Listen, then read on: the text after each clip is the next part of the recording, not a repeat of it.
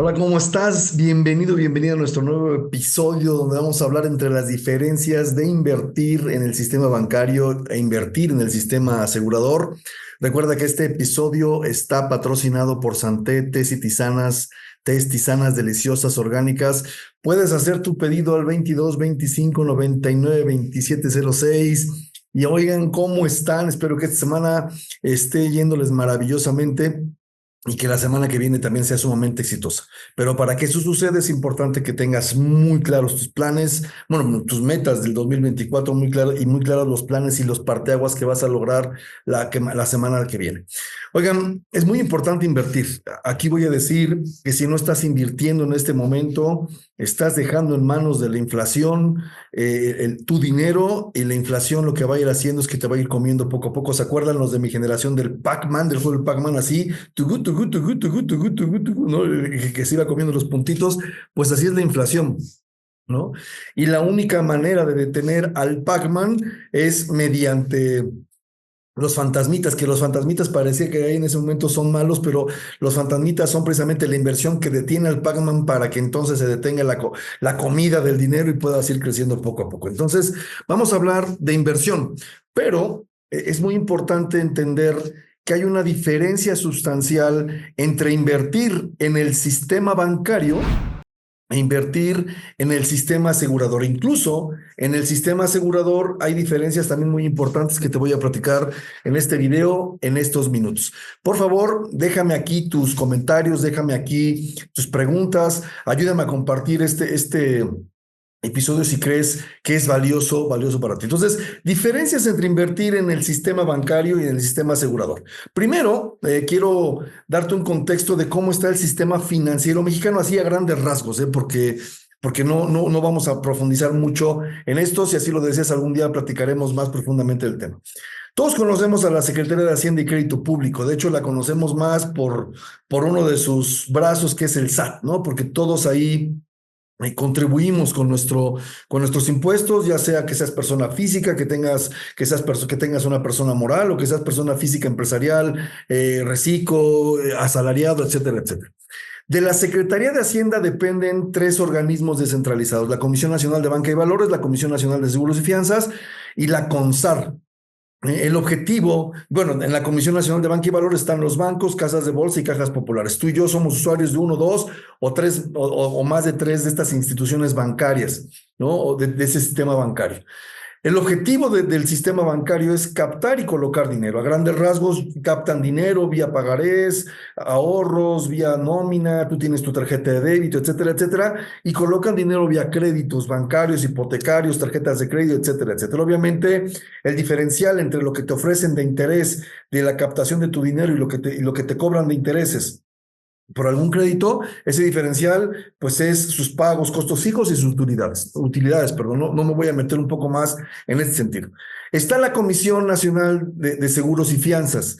Ahí están todas las aseguradoras, desde seguros de autos, gastos médicos, seguros de vida totales, seguros de vida puro, planes personales de retiro. Y el objetivo ahí es promover seguros de vida y ahorro, ¿no? Y hay una empresa que se llama Allianz, que es la que yo represento, que además de ofrecer un seguro de vida, ofrece administrar tus activos vía inversiones. Esto es muy importante. Y está la CONSAR.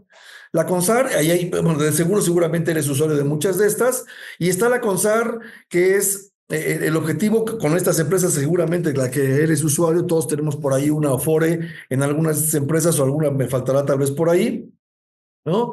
El objetivo es administrar los fondos para el retiro de las personas físicas.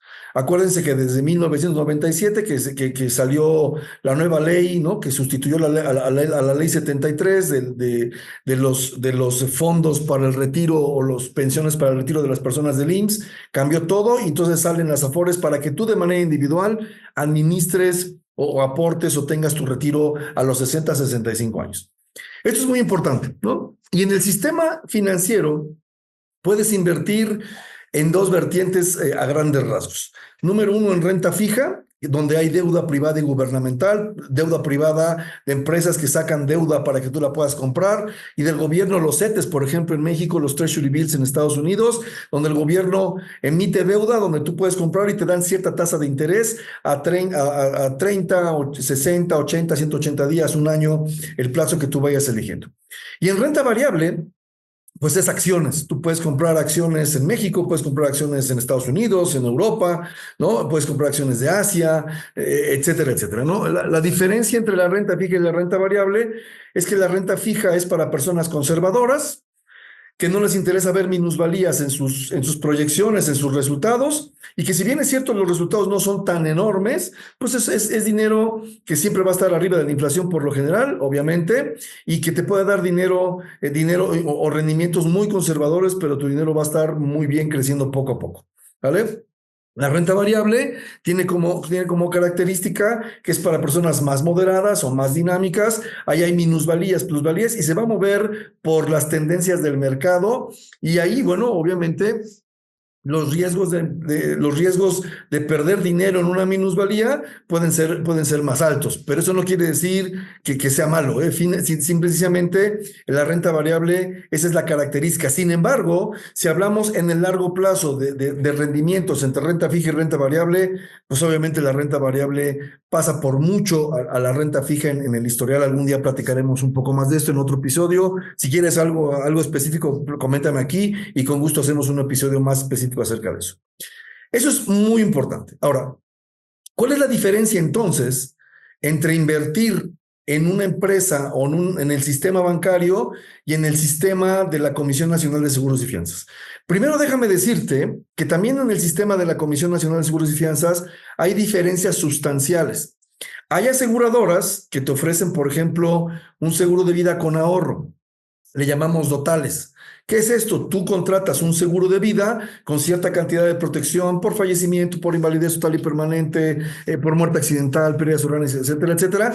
Y al final del contrato te van a regresar un dotal, ¿no? Un dote de cierta cantidad. De ejemplo, si contrataste un seguro de vida de 100,000 UDIs a 10, 15, 20 años, al final te van a regresar 100,000 UDIs. Y sí, vas a tener cierta ganancia, que es más bien por resultado de un ahorro, pero más allá de un rendimiento, esa ganancia va a ser por el tipo de cambio del UDI de hoy al día de mañana. Hoy puede estar en 8.80, si no me equivoco, por ahí está, y a lo mejor en 10, 15 años va a estar en 16, ¿no? Ese diferencial de 8, 16, 8 pesos va a ser tu ganancia, pero tiene ciertos temas de que si tú no puedes sacar dinero de ese proyecto y si sacas dinero o si quieres cancelar, pues rescatas cierta cantidad a mayor plazo, rescatas más cantidad de ese seguro, ¿vale? Tampoco puedes hacer aportaciones adicionales.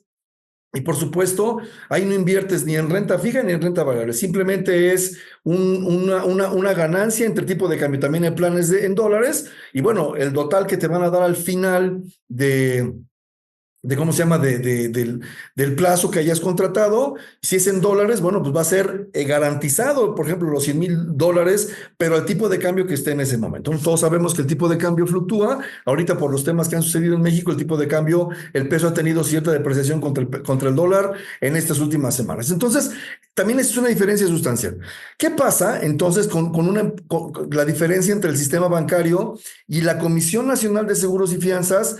Con una empresa que no necesariamente, o más bien que tiene un seguro pequeño, pero que todo tu dinero se va a ir a la inversión. Primero, si tú inviertes en el sistema bancario, ¿no? Si tú inviertes en el sistema bancario, llámese cualquiera de los bancos que están aquí en renta fija o en una casa de bolsa en renta variable, primero tu dinero es transaccional.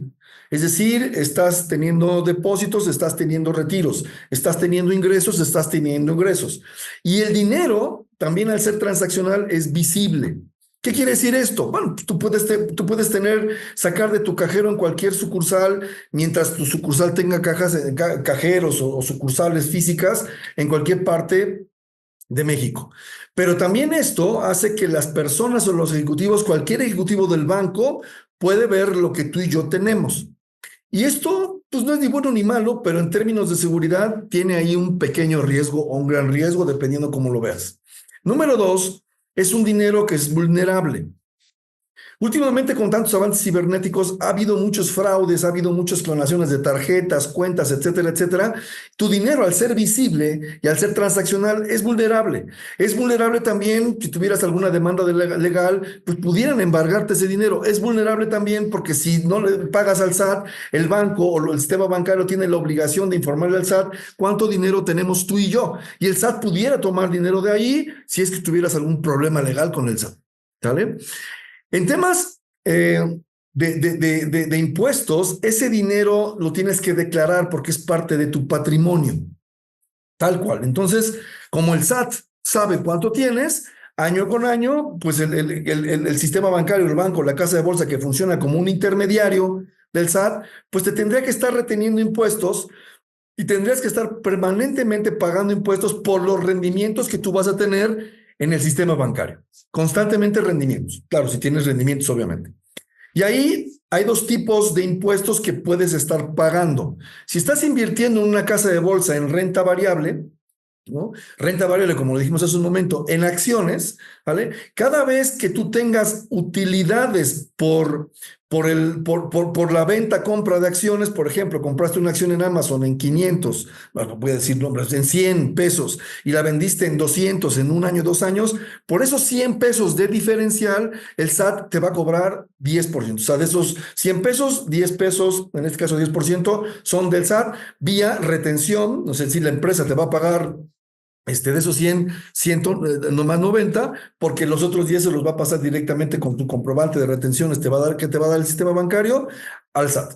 Y ahí es donde de pronto entonces el interés compuesto pierde un poco su magia, porque parte de tu dinero también está trabajando para el sistema de impuestos. Si estás invirtiendo en renta fija, también en una casa de bolsa, puedes tener renta fija, llámese CETES, Treasury Bills, etcétera, etcétera, en el sistema bancario. Entonces, si tú invertiste, por ejemplo, 100,000 pesos a 28 días, a 30, a 180 días, a 90, a un año, imaginemos un año, y tuviste un rendimiento del 10%, es decir, de esos 100,000 ganaste 10,000 pesos en un año, de esos 10,000 pesos en tu declaración anual, el SAT puede cobrarte máximo hasta el 35%. Si te cobraran el 35%, que eso depende de tu nivel de ingresos, y hay una tabla donde viene, depende del nivel de ingresos, el impuesto que te corresponde, pero imaginemos que es el 35%, de esos 10,000 pesos de ganancia, 35% van vía retención, ¿no? Directamente el sistema bancario que funciona como intermediario al SAT, es decir, 3,500 pesos. Y esto es constante. Esto es constante en cada declaración. Incluso en cada renovación de contrato, si tienes un rendimiento, perdón, una renta fija a 28 días, el SAT también te está cobrando un provisional del 0,5% cada vez que se renueva ese contrato. Eso sucede en el sistema bancario. ¿Es bueno o es malo? Para mí no es ni bueno ni malo, simplemente es porque es ley. Y tú y yo estamos inmersos en esa ley y es importante que cumplamos con esa ley. Pero es lo que es. Y mucha gente seguramente tú no sabías que así era tal vez, pero ya lo estás sabiendo en este momento. Sin embargo, hay otra manera de invertir en renta fija y en renta variable que te permite ciertos beneficios fiscales para que puedas tener tu dinero y los rendimientos puedan ser maximizados. ¿Por qué digo maximizados? Bueno, porque si tú tienes renta fija en el sistema bancario y cada año te van a estar cobrando máximo el 35% de impuestos, pues ahí tus rendimientos pierden magia. Porque como dije, o si estás en renta variable, cada 10% de tus utilidades de ISR, del impuesto sobre la renta, pues tus rendimientos pierden magia y no se maximizan como tú quisieras. En el sistema de la Comisión Nacional de Seguros y Fianzas, siempre y cuando tu empresa tenga este modelo de negocios, ¿sale? Primero, cuando tú tienes un dinero invertido en una empresa, por ejemplo, como Allianz, está protegido y es confidencial, ¿vale? Por el simple hecho de que cuando tú inviertes dinero en el sistema de seguros y fianzas, y digo una empresa como Allianz porque si tienes una empresa que es un total, como dije hace un momento, no estás invirtiendo dinero ni en renta fija ni en renta variable, ¿vale? Pero es importante entender que cuando tú metes dinero en este sistema, tú tienes una suma asegurada por supervivencia. Vámonos al ejemplo, si metes 100,000 pesos en una empresa como Allianz, esos 100,000 pesos pasan a ser directamente una suma asegurada por supervivencia. Y las sumas aseguradas por supervivencia son en cierta medida inembargables. ¿Por qué? Porque están protegidas y son confidenciales. En pocas palabras, el SAT no las ve porque no tienes que declarar una suma asegurada por supervivencia. Sí, aunque estés invirtiendo en renta fija, en renta variable. Sí, ¿vale? Y este dinero a su vez tiene dos beneficios, dos artículos que juegan a tu favor si los usas bien. El artículo 93 de la ley del ISR, puedes investigarlo, que te permite, para empezar, un diferimiento de pago de impuestos sobre la renta. En primer lugar, al ser una suma asegurada por supervivencia, no la tienes que declarar. Por lo tanto, el artículo 93, si tu empresa lo tiene, te protege y te dice, no te preocupes, no tienes que pagar impuestos cada abril, que son las declaraciones de personas físicas, y te voy a permitir un diferimiento de impuestos.